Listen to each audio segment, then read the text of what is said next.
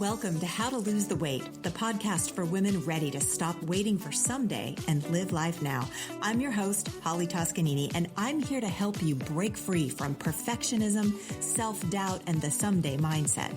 Together, we'll dive into real conversations about self-trust, empowerment, and living authentically.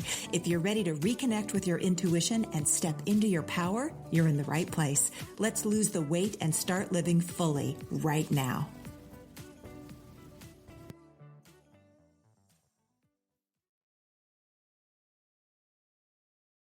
Let me guess. If there's a family birthday, you remember it.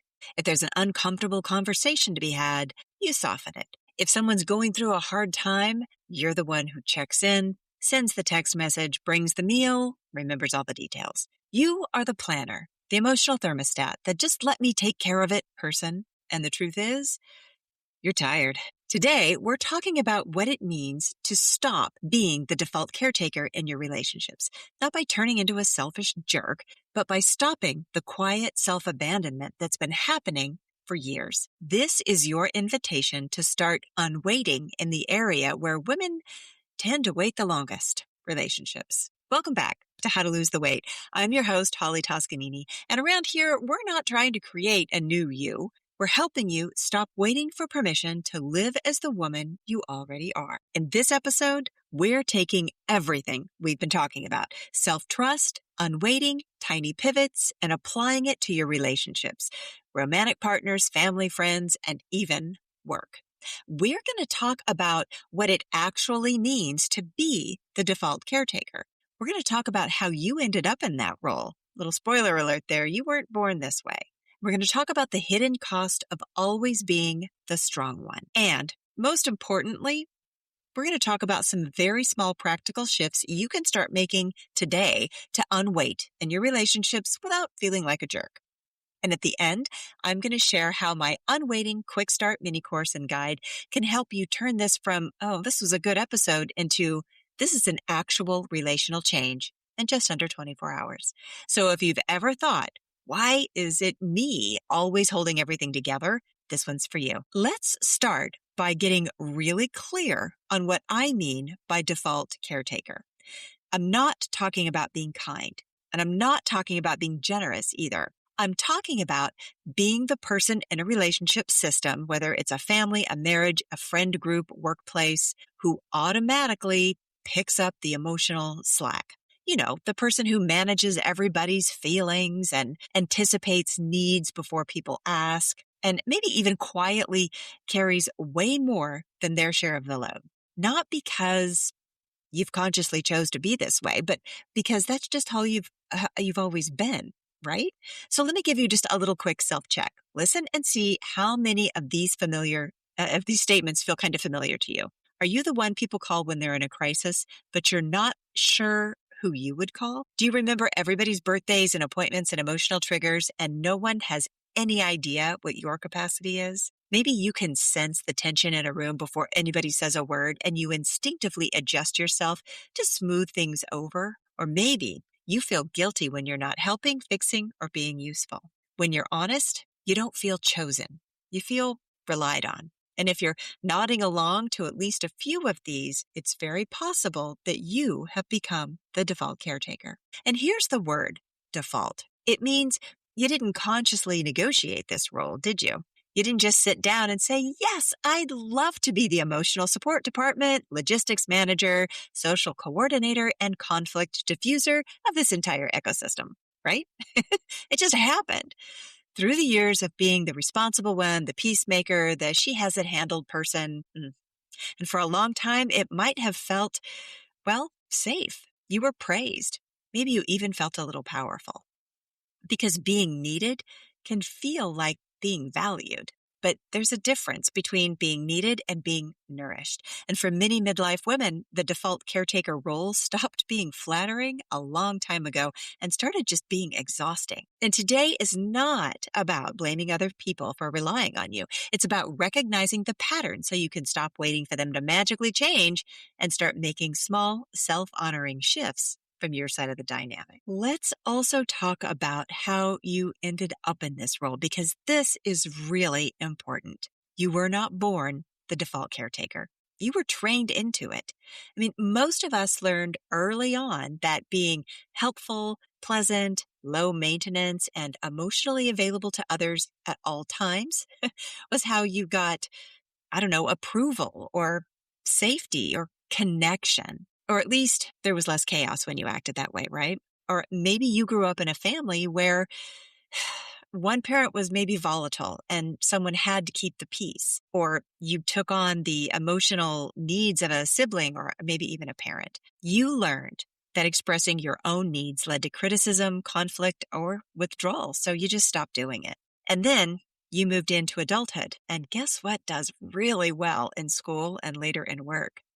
The over-responsible kid, the I'll-handle-it woman, the person who sees that what's needed and fills that gap without ever being asked. You get promoted for that, right?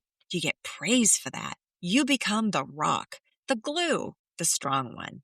And because you're also empathetic and emotionally intelligent, it just felt natural to keep doing it in your relationships too, with your partner, with your kids, with aging parents, with friends who are always going through something. None of this happened because you're defective. It happened because you were rewarded for abandoning your own needs and attuning to everyone else's. And here's the twist. What used to be a survival strategy becomes, in midlife, kind of a prison. Because at some point, you've realized that everyone else's life runs better because of me, and I'm not actually in my own life. You're managing calendars, emotions, crises, logistics, but your own desires, rest, and joy are always on the later list. That later is what I call waiting. Waiting for someone to notice that you're tired. Waiting for someone to offer help without being asked. Waiting for someone to finally say, you know what? You've done enough. I'm going to carry this. Maybe sometimes people do step up, especially if you ask. But a lot of the times they don't, because they've learned a very simple kind of math equation here. If we do nothing, she'll handle it. And it's been true. But this isn't because they're evil.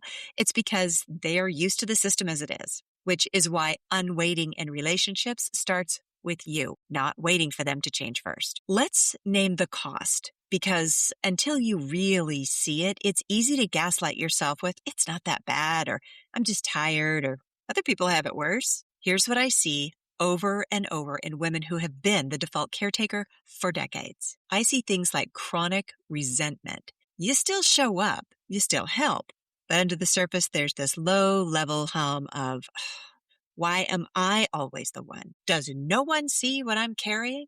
And if I disappeared, would anybody notice everything I do? Resentment is what happens when your yes is not actually a yes, it's just a habit. Then there is emotional invisibility. Everybody sees you as the capable one, the competent one, the strong one, but very few people see you as, the tender one, the needing support one, the one who has some limits. You're seen as a role, not a person. Then there's the nervous system burnout. This is important because your system is constantly scanning for things like, is everybody okay? Who's upset? What needs attention? That kind of ongoing vigilance is exhausting, and it shows up as brain fog, irritability, just numbing out, doom scrolling, feeling like you're always on and never fully resting. Then there's self-trust erosion, and this is a sneaky one. Every single time you say yes when your body is screaming no, every time you stay silent when your truth wants to speak up, or every single time you override your capacity to keep somebody else comfortable, you're sending yourself this message. You can't count on me to protect you. And what that slowly erodes is your self-trust, which is exactly the opposite of what we're building here. So when we talk about unweighting in relationships, we're not talking about being dramatic or being selfish. We're talking about stopping the quiet ways you abandon yourself just to keep the peace, hold the family together, be the reliable one, and never be too much. So what does it mean to unweight in your relationships? Let's keep this really grounded, okay? Unweighting in relationships does not mean cutting everybody else off and moving to a cabin in the woods, right? It doesn't mean announcing, I'm done taking care of everybody ever again.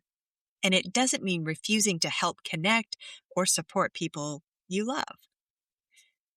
Unweighting means you stop waiting for other people to shift first, and you start making these small, self-honoring adjustments, these tiny pivots to how you show up. And it could look like checking in with your body before automatically saying yes to something, or letting people have their feelings without rushing in to change or fix them, or actually asking for help instead of silently over-functioning, or letting somebody be mildly disappointed without sprinting in to rescue them, or maybe making decisions that consider your energy as non-negotiable.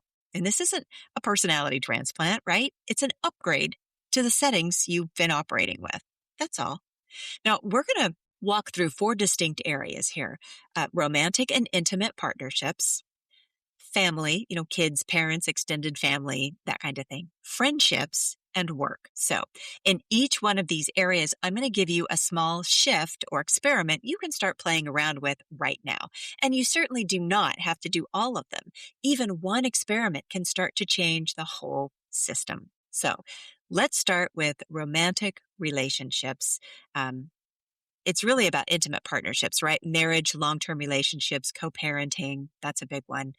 In a lot of couples, especially hetero couples, the woman quietly becomes the emotional manager, the scheduler, the rememberer of everything, right? You're tracking things like appointments, kids' activities, social plans, holidays, emotional climate, while maybe also working, caregiving, and trying to remember if you drank any water today. So here's one small shift for you to try in this area. Our first experiment is going from, I'll handle it, let's divide it up. And it could sound like the next time something needs to be coordinated, like an appointment or a family event or a kid situation, instead of, okay, I'll take care of it. Try this instead. This needs to be handled. I'm at capacity for planning. Can you take the lead on this one? Or here are the 3 things that need doing. I can take one. Which of the other 2 can you own? Now here's a little expectation check. It's going to feel awkward, and they may forget the first time. You may want to swoop in and redo it the right way. Don't. Please don't. Because this is where unweighting comes in. Instead of silently deciding, see, I knew it, I have to do everything. You get to let them learn. You get to let them be imperfect. You get to resist the urge to rescue the task back to prove how indispensable you are. Okay? And here's one more tiny little shift you could try to make. The next experiment is all about asking for emotional support directly. And I know for a lot of women, this is hard. Instead of hinting, I'm fine, just tired, try, hey, can you listen for 10 minutes? I don't need you to fix anything. I just need to say this out loud. Or maybe you could say, look, I'm feeling really overloaded this week. It would help me if you could take X off my plate, or just sit with me tonight without the TV on. Unweighting here means you stop waiting to be read and start letting yourself be known, asking for what you actually need. Now, next is family dynamics, adults, kids, aging parents, siblings. This is really the advanced level of unweighting. In midlife, so many women become the default coordinator of all the things and the stuff, things like holidays, doctor's appointments, caregiving logistics, emotional mediation between family members, all of it. Here is a small but pretty powerful experiment I'd love for you to try. This next experiment is shared responsibility for family logistics. Stick with me. Pick one recurring thing that you usually manage. Holiday planning, ride coordination, weekly check-in calls, whatever. Just pick one. Instead of silently doing it, try, hey, I've noticed I've been the one organizing this for a really long time. I'm happy to stay involved, but I'm no longer able to be the only one managing it. Here's what needs to happen. How can we divide this up? Is everyone going to cheer and say, thank you so much for setting that boundary? Probably not, but that's okay. You might get mild annoyance or probably confusion or the classic, oh, but you're so good at it. I bet you've heard that before, right?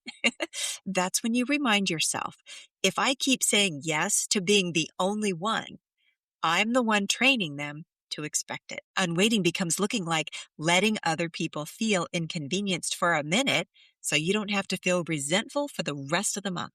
And that's powerful. The next experiment could be let their crisis stay their crisis. And this is when it's safe. When an adult child or family member is upset, instead of instantly jumping into fix-it mode, you could try saying, wow, that sounds really hard. What do you think you're going to do? Or what if, I'm here for you. Do you want empathy or brainstorming right now? You're still loving. You're still present. You're just not automatically becoming the project manager of their emotions. See how that works? Now let's talk about friendships. So many caregivers are the friend everybody leans on and very rarely the friend who leans, right? So here are some signs you are the default caretaker friend. You know everything going on in their life. They know the headlines of yours. You leave calls feeling drained, not fulfilled. And they say things like, oh, you're such a good listener, but seldom do they ask what's going on with you. So here is an experiment for friend groups. Share first. I know it sounds simple, right? The next time you're with a friend who usually treats you like a therapist, try sharing something real before they launch into their thing. Maybe say, hey, before we get into everything with you, can I share something that's I've been kind of navigating this week? I'd really love your perspective or maybe just a listening ear. You're not taking anything away from them. You're just signaling, hey, I exist here too. I have some stuff. If the friendship cannot tolerate that, if they consistently pivot back to themselves or dismiss what you share, that's really important information. Unwaiting in friendships sometimes means not automatically filling that listener role and not chasing people who only call when they need something. Maybe it's about making space to invest in friendships where your support is reciprocated. Next, let's talk about work. The unpaid emotional labor of midlife women at work could power a small city. And here are some typical patterns I see all the time. Maybe you're the one onboarding new people informally. Maybe you remember birthdays, organize gifts, anniversaries, plan social things on top of your actual job. Or maybe you soften emails, mediate tension, and just check in on everybody. Here's a little micro pivot I'd love you to try. Let one ball drop on purpose. Choose one optional emotional labor task you usually do, and this month, don't do it. No announcement, no martyrdom, just don't. Don't send the reminder. Don't organize the birthday gift. Don't step in to mediate a conflict unless it's your actual job description. See what I'm saying? Yes, it's going to feel uncomfortable, but it will also show you what actually happens when you're not the glue, whether anybody else can or will step up. Where you've been working for free energetically, it'll show you all these things. You can also start saying, that's not something I'm able to take on right now.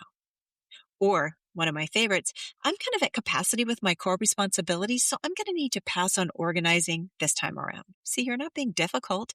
You're refusing to be the unofficial HR, social committee, and emotional support line on top of your own job. And the more you practice, the easier it gets. So next, I want to talk about that part of your brain and nervous system that are probably screaming right now. But isn't this selfish? What if they get mad? What if everything falls apart? What if they think I don't care? Here's the thing. You have been over-functioning for a very long time.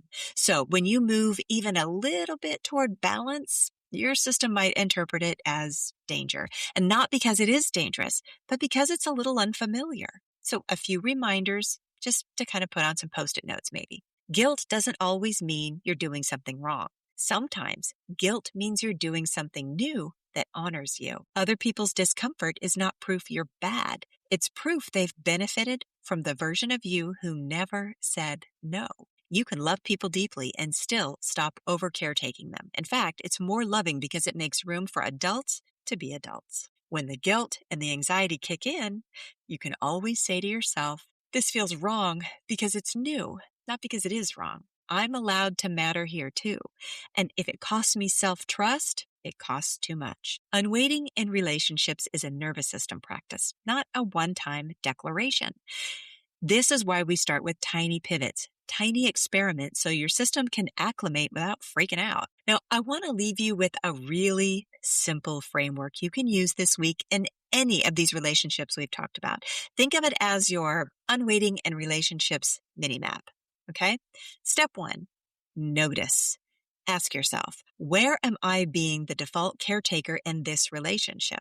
Pick one person or context, your partner, one adult child, one friend, one colleague. Pick something. And then notice, what do you do by default? What do you assume is your responsibility? And how you feel afterwards. Are you resentful? Do you feel invisible? Do you feel exhausted? Step 2, name. Put words to it. In this relationship, I've been the one who always fill in the blank, always initiates contact, always apologizes first, always hosts, always takes on the emotional weight. Then name what you actually need from them. What I really need more of here is fill in the blank. I need more reciprocity. I need to be asked how I am. I need shared planning. I need more honest communication. And then step 3 is the tiny next move or your micro move. Ask, what is the smallest self-honoring tweak I could make here next week? Here are a couple of examples, like waiting for them to initiate the next text or call, asking directly for help instead of hinting around what you really need, or saying, I can't host this time, but I'd love to come if someone else is up for it, or saying, I'm not able to mediate this one. I trust the two of you can work it out or get some support.